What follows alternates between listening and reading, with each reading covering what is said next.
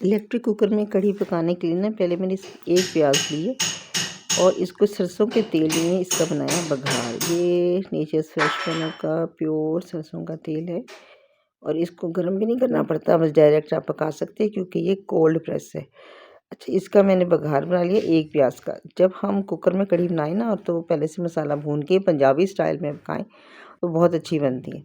1 cup लिया है बेसन और तकरीबन ये आधा किलो दही है मेरे पास। तो पानी जो है ना वो नाप के नहीं डाला क्योंकि कुकर में ना थोड़ा पानी डलता है। वैसे जब हम कढ़ी पकाते हैं तो बहुत देर तक पकती है, 2-3 घंटे, तो पानी ज़्यादा डलता है। तो बस इसी तरह अगर आप कप में डाल के छानेंगे ना तो ये इधर उधर ये गिरेगा कम, वरना बेसन ना सारी जगह स्लैब को गंदा कर देता है। बस इस तरह छान लें। 1 कप बेसन आराम से चल गया। और इसके बाद इस दही में थोड़ा सा पानी मिला के हमने इसको फेंटना है। तो जो थोड़ा बहुत रह जाता है ना, ये इस हाथ से दबा के साफ़ करें बेसन को। ये दही मैंने ले ली है और इसमें ये थोड़ा थोड़ा बेसन डाल के और मैंने इसको इसमें मिक्स करना है दही में। तो उसके बाद इसमें मैं थोड़ा पानी मिला दूँगी।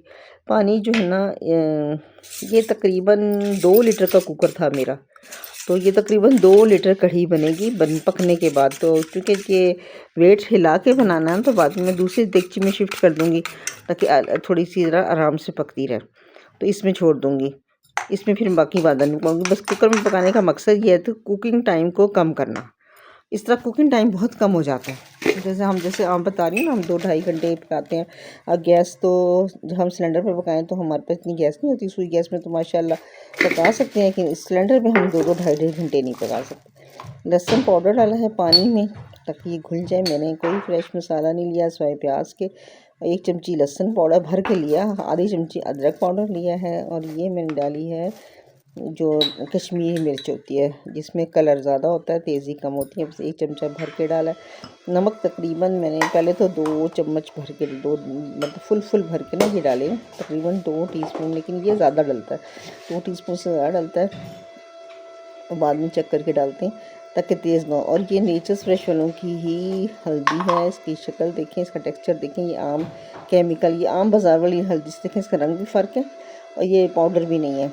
ये मशीनों पे पिसी हुई है, घर की मशीनों पे, तो ये बहुत खालिश है। ये देखो, बस 1 चमची इसमें ये सारे उसमें ये बहुत होगी। अब ये डाली है 1 चम्मच भर के लाल मिर्च, बल्कि 1.5 चम्मच, तो मैंने अपने टेस्ट के हिसाब से डाली है। तो मेरे लिए तो ये बहुत मुनासिब है, इसमें कोई मिर्चें वगैरह नहीं थी।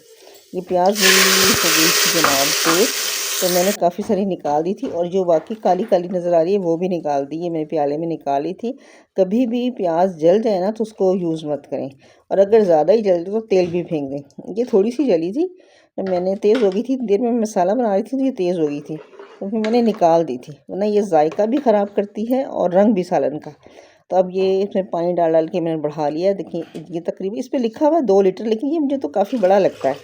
2 लीटर से ज़्यादा है। मेरे जो मेरे पास छोटा कुकर है ना, आम कुकर, ये उससे दुगना है। वो 3 लीटर का कहलाता है। वो तो 3 लीटर का, लेकिन उससे दुगना है।